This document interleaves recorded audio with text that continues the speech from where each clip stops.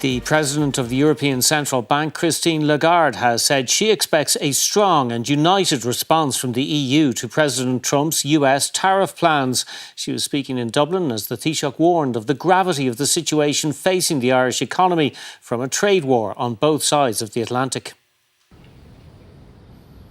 With just hours to go before the Trump administration's tariffs take effect, pressure is mounting on the government about what will happen next. The response will come from the EU, which is prepared to introduce retaliatory measures, but they too could pose huge challenges for Ireland.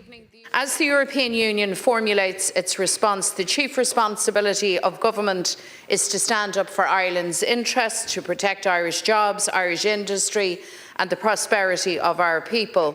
This is, without question, the most serious issue to face the Irish economy in a long time.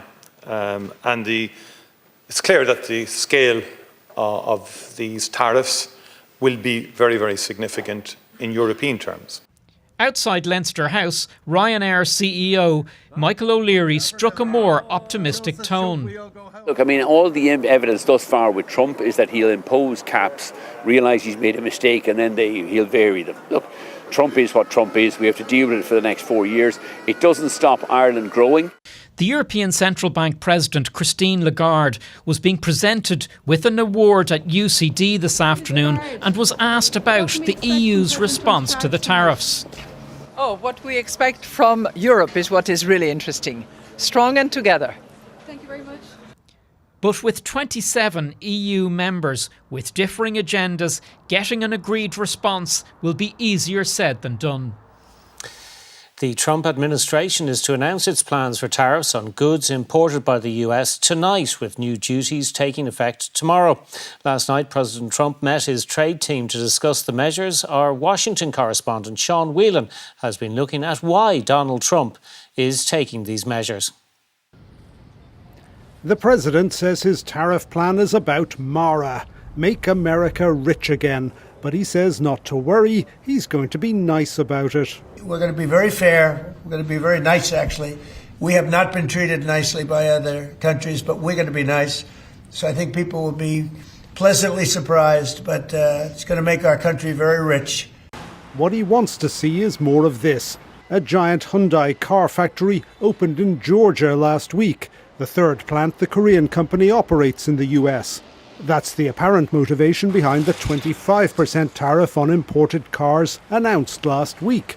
But he also has his eyes on other industries. We do have a massive deficit with Ireland, because Ireland was very smart. They took our pharmaceutical companies away from presidents that didn't know what they were doing. But these aren't the only messages from the administration. Tariffs on Mexico and Canada were said to be about stopping illegal drugs. Yesterday, the reason was unfair restrictions on American exports. Too many foreign countries have their markets closed to our exports. This is fundamentally unfair. Some American industries think tariffs will be good for them.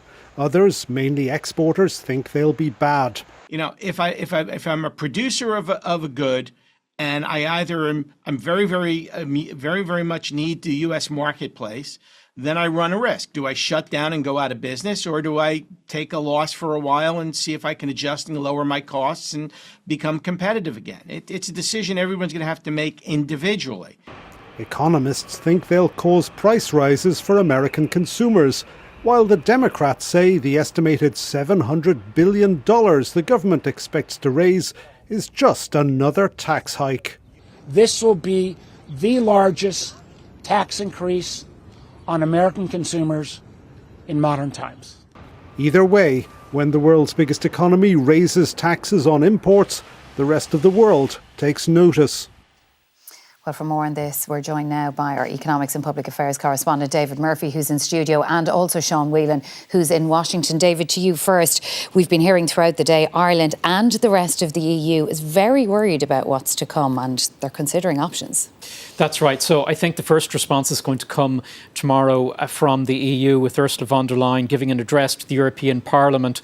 And she's likely to say that she regrets what's happened, that it hasn't been fair. And she's possibly going to indicate the shape of what's going to come in terms of reciprocal measures. Now, they could be fully announced in the next few days, and then the question mark is when they would be implemented. Now, up until now, there's been a feeling about how isolated Ireland is, particularly on the issue of pharmaceuticals. There's a feeling within government that there are a number of other countries who are exposed, maybe not as much as Ireland, but they are exposed to this. So the next question is, what exactly is going to happen? And there are three big measures that the EU could look at. The first one would be some form of digital tax. Now, that could be very tricky for Ireland with all our technology companies. The second one would be a tariff in relation to pharmaceuticals. That would also cause problems for Ireland. And a third one would be anti-coercion measures. So this is where, if, for instance, a consumer is subscribing to a software platform or to a streaming platform, potentially they wouldn't have to pay it anymore under EU rules. And it would obviously cause huge difficulty for the technology companies. Now, I understand that the Taoiseach Simon Harris has been in close contact today with the European Trade Commissioner Maros Šefčovič.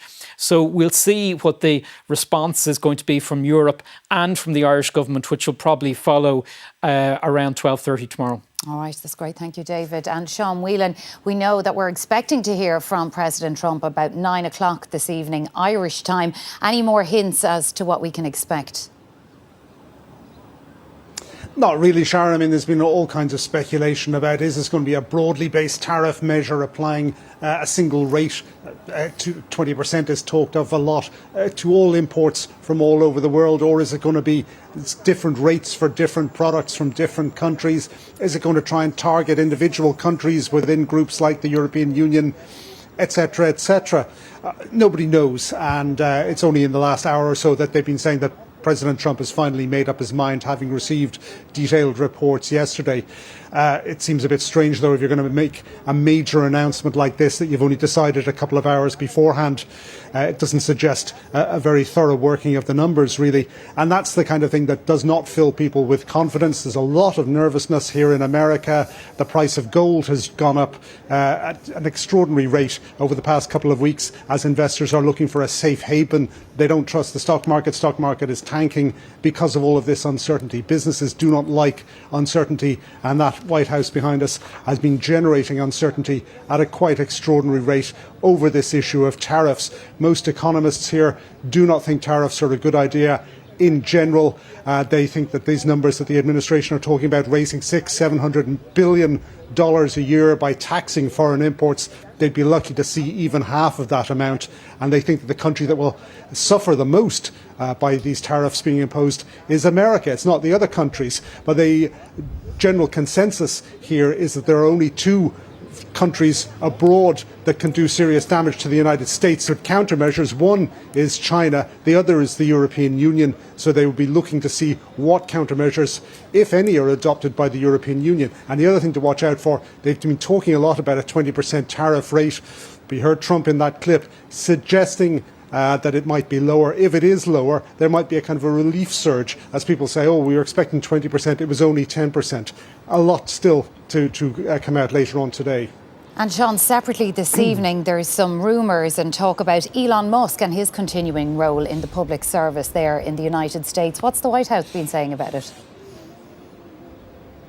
Well, Politico is reporting that the president briefed his cabinet at a meeting last week that Elon Musk would be transitioning out of active work for the government. He's on this 130-day standard government contractor type of contract. It was never envisaged that he would be sticking around for the long haul. Indeed, the whole Doge project was supposed to be wound up by the 4th of July next year, the 250th anniversary of the foundation of this state. So it was always going to be a short-term project, but the impact that it's been having, Musk's government work has been having on his own businesses have been really, really damaging, and so it was always a matter of time before he would be transitioning out, leaving government employment. All right, Sean Whelan from Washington, thank you for that. And David Murphy here in studio, thank you also.